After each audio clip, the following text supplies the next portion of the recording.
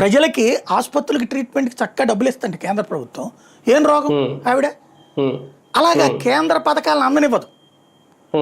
ఆవిడ ఇచ్చే పథకాలు, ఆ పథకాలు తీసుకునే వాళ్ళందరూ వాళ్ళకి పూర్తి బానిసలు అవ్వాలి. లాయల్టీ చూపించడం కాదు, బానిసలు అవ్వాలి, స్లేవరీ చేయాలి.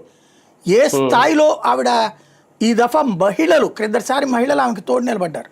ఈ 5 ఏళ్లలో మహిళలు తీవ్రంగా వ్యతిరేకించడానికి కారణం ఏంటంటే, ఒక ఆర్జీకర్ ఆసుపత్రిలో అమ్మాయికి అత్యాచారం జరిగితే ఆ తల్లిదండ్రుల మీద నెపం పెట్టడంతో పాటు ఈవిడ రాత్రిపూట ఎందుకు ఉండాలి అని అడిగింది ఆవిడ అత్యాచారం జరిగినప్పుడు.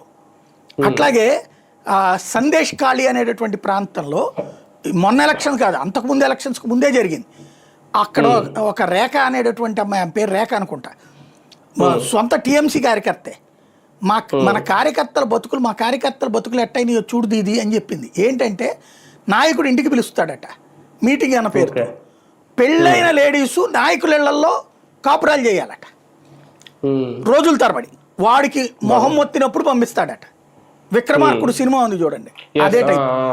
అలాంటి అరాచకం చేస్తుంటే ఆ విషయం అమ్మాయి బయటకు వచ్చి చెప్తే అమ్మాయి మీద దాడి చేశారు. అమ్మాయికి అప్పుడే టికెట్ ఇచ్చింది బీజేపీ, కానీ అప్పుడు అతి తక్కువ ఓట్ల తేడాతో ఓడిపోయింది. పోనీ అప్పుడైనా గ్రహించి ఈ 5 ఏళ్లలో ఏమైనా మార్చిందా మమతా బెనర్జీ? మరింత రెచ్చిపోయారు, ఎందుకంటే మమతా బెనర్జీనే సపోర్ట్ చేస్తారు.